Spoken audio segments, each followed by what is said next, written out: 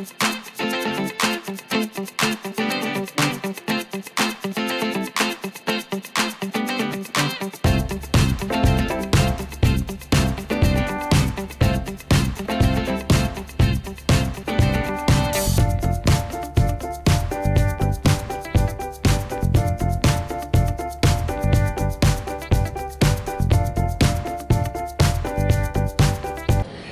morning, everybody. This is Dear Mom and Sal on a wet Tuesday morning. It is 12 degrees here in southern British Columbia, and that would make it 53, which feels quite chilly when you say it. 53 degrees in the States. But it's a little bit muggy. I wonder whether you call it that. You never quite know, do you, whether that's a term from my past or not. Let's hope that that's the right word. You know, when it's a little bit oppressive, you can feel that there could be thunderstorms around if you listened really carefully. Can't see the signs of them, but you can definitely feel it. So, now, this is not nearly as muggy as it probably is down south at the moment, but it's unusual for us. We don't normally get high humidity. And for some reason it feels that way. Okay. I'm probably just talking straight off the top of my head here, as usual. But I did describe it as best I could. There you go. So it's another day, and I thank you all for those of you who wrote to me about Bean. I really appreciated that. It was a difficult day yesterday for me, and yet, you know, I remember Bean with so much love and so much happiness that it's almost wrong to feel sad. You know, it feels very selfish to feel sad. Do you know what I mean? It's the same way as I try very hard when somebody passes to try and understand that maybe for them it is something better than to concentrate on my selfish need to have them around me, when of course they always will be in my mind. It was a good day. I managed to keep fairly quiet and behave myself and not sort of get myself stressed out too much or do anything that might have triggered emotional reaction, because I knew I was a bit tender. I think that's the word I would use. I was a bit tender yesterday. And I know that a lot of you will know what I speak. You know, you've been there or you felt it, and so be it. Anyway, moving on to another day, the first day of the rest of this year. I'm really glad to say that I'm feeling a whole lot stronger than I was a month ago. And I don't mind telling you that whole issue with bronchitis and all that went on really had me very vulnerable. And I really got quite scared for a couple of days there. So it's great to feel stronger, because I was pretty pathetic at the time. It's hard to believe that it's only a month since we came back from Vegas, because it feels like such a long time ago. And I wonder whether my fellow travelers on that trip feel the same way. It was just like, wow, it feels like, it almost doesn't feel like it happened. It was such a long time ago. And yet it wasn't, it's only a month ago. So that's quite scary. However, looking forward, as we do, it's only a couple of months now until, in fact, I think it's only about 7 weeks now, until we go to VidCon. And that's going to be such fun for me. So I want to start sort of finding out how many of my viewers likely to go to VidCon or live in the area and might check in. So I'm going to talk quite a bit about it in the next couple of weeks, because I'm trying to get a sense of who might be there. Owing to the fact there are going to be an awful lot of people there, I'm obviously going to try and find out what we can do to meet up with people. It's a long way away, I know, but I've got to start thinking about it because I have no idea. I'm pretty sure that it's going to be a really exciting trip. I don't know, I'm so excited about it. And I know that you all want to see me playing in Disneyland. I understand that.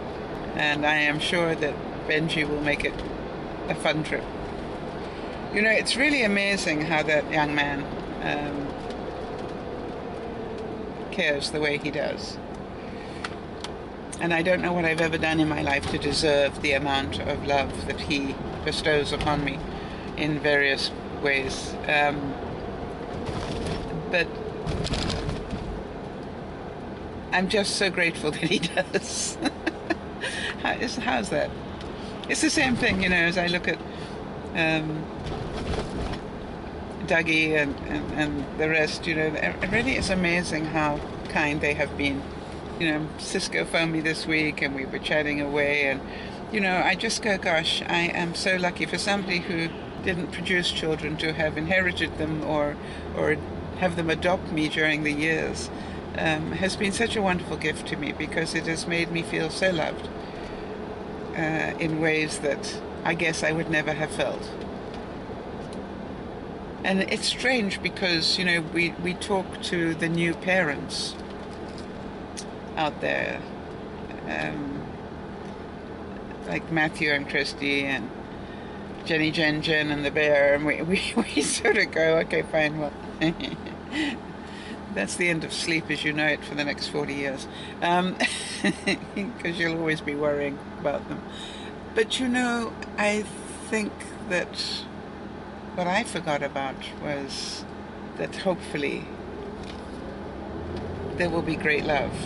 And, you know, there is no price that you pay for that. It was so strange because I was saying to a friend of mine yesterday, you know, I think you all know this, there are days that you wonder whether you should be doing YouTube at all, you know what I mean? And it's, then you'll get somebody write to you and let you know what a difference your body of work, and I think that's what they call it, what a difference your body of work has made in their lives. And you go, wow, then it was worth doing. And again, I guess you've got to look at it. I think that we forget what joy young people bring, as well as the moments of worry and lack of sleep.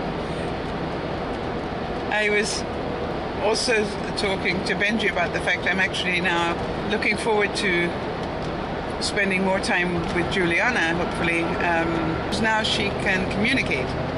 And as I am absolutely useless communicating with babies, and I'm the first to admit it, that I'm really hopeful that Juliana and I at least will be able to have some sort of bond now that she can communicate at a different level. For a terrible moment, I thought I'd forgotten my coffee. It just wasn't in the right spot in my car. You have no idea how serious that felt. I forgot my coffee. No, I didn't. Oh. So the point that I'm trying to make here is that if you think about it, it's very selfish. And I think that's what is so sad. When I say it's very selfish, it's like, you know, now that Juliana can communicate, I can communicate with her, so I'm happy. You know, I wonder about whether what I do on YouTube is valuable until somebody writes and tells me that. Now, if I had really high self-esteem, I think at my core I would know that. And I suppose at my core I really do. And that made me think about the rest of the world, because I found out that normally when I'm having these moments, there are other people in the world that are having those moments as well. So I wonder if any of you have those days where, and maybe it's a lifetime for some of you, where you actually don't feel valuable unless somebody tells you that you are valued. And how many of us wait to be validated? And, you know, it's a strange thing, because most days I actually don't need validation. Most days I'm pretty aware that somewhere out there there's probably at least one person that needs what I'm busy talking about for whatever reason. And I may never know the reason, and that's okay. And then some days you just really valid value the validation. Wow, that's difficult to get my mouth around that. Really value the validation. And I was thinking, gosh, I know I'm not alone. I know that other people must feel the same way. And I'm wondering whether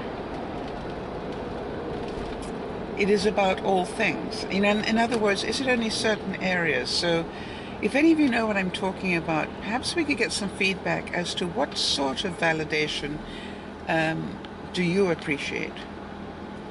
I want to say that there's a friend of mine in my life at the moment, and they were quite stunned when I thanked them for doing something really honorable. They were absolutely stunned. And I said, well, nobody's been that honorable when I've helped them. And I realized that I helped quite a few people in my life, and never mind dear Mama Sal, but in other ways.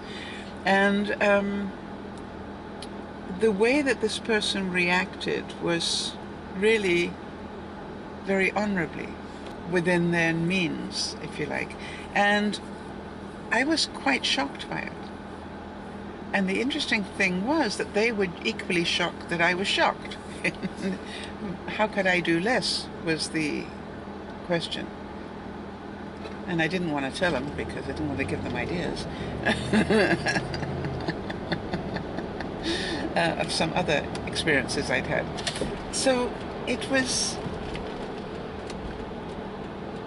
amazing that I got this validation in a totally different way. And the validation was one of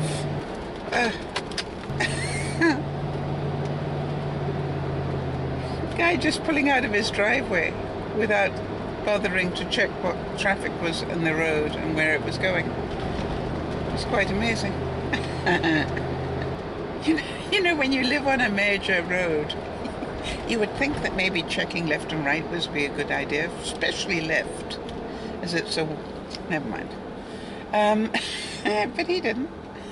He just came straight up. Yep. So validation. So that's what I wanted to check with you. Do you find that there's certain validation that you value? Maybe let me think here. Do you value that people telling you that you're a good person, for example, or do you value people saying that you are a kind person, or I appreciate? Yeah. What do you like them to appreciate? That you're a great cook. Yeah, what is it that you appreciate validation on? And that reminds me of something that I talked about, something that I said during a speech one time that I gave, and I can't remember what had brought it up, but what I actually said was, the only things that you have on your goal list are things that you don't have, right? So you don't put on your goals, I want to be in a loving relationship if you haven't got one. Or you don't say, I want to travel the world if you haven't done it already. So the things on your goal list are things that you don't have in your life. And you don't have things like, how many of you have got goals that go, I would like somebody to appreciate who I am? When really, the most important thing we can give ourselves is to appreciate ourselves for who we are. And know that other people may never appreciate it, or you may never hear in your lifetime that they do. I was just watching a ceremony awarding the US's highest military honor to two World War I veterans. Well, actually, they're both dead. That was done posthumously, which always makes me so sad. They waited until these guys died before they gave them the highest award in the country. But how sad is that? They did these incredibly heroic things and lived a lifetime with nobody appreciating it, or nobody actually giving them the validation for it. And the interesting thing is, it was the tireless efforts of their families and their friends, of the relatives of the people they had saved, that got these guys honored today. And yet you know that in their own hearts they must have known that they did incredibly courageous things. In their own hearts, although they probably were quite saddened that their country never, ever acknowledged them. And I thought one was particularly sad because it was of an African American. And in World War I, the African Americans fought segregated. And in fact, this particular band of soldiers were seconded to the French for whatever reason. And if you can believe the irony of it, what I understood listening as I did today when I was putting on my makeup was that the French had awarded this soldier its highest honor for his incredible bravery, and yet his own country hadn't. Go figure. Because of his color of his skin? I mean, what was their thinking? So you go, sometimes you're going to live a lifetime without being validated. And so it's really important, and that's what I urge you to do, without being arrogant, as opposed to lacking humility, and do so in humility, to know that you have done your best. And even if nobody else appreciates it, that you know that you did your best today. And I don't care what that's about. I think it's really important to learn to validate yourself, because waiting for other people to do it could take an awfully long time. And that is why, as some of you know, I wrote my the words that I would like to have written on my epitaph. And I wrote them years ago. Why? Because I wanted to make sure I lived my life as best I could to warrant having those words on my epitaph. If you don't know what it is you'd like them to write about you, how can you live that life? And if you haven't done it, I really recommend it, because it doesn't involve money. You know, I don't know many epitaphs that read, "Here lies the richest man in the world." No, it's not what people remember about you, is it? So work hard at validating yourself today, and for the rest of your life if you can. And you know, I know a lot of you are sick and you're going, "Hey Sal, you know, there's not much I can do to validate myself." But you know, maybe you validate yourself for how you treat others within your sphere. And I say that because if you validate yourself for treating the people who may or may not look after you with kindness or with understanding, then this is a good validation. This is dear Mama Sal saying thank you for all the kind words that you have said about the body of work. I appreciate it. I really do. But thank you most of all for being who you are. And I pray that you will validate yourself in a way that empowers you and reminds you on a daily basis that you are a good person. You might not be perfect, but you are a good person, and that you strive every day to be better. This is dear Mama Sal saying bye-bye for now.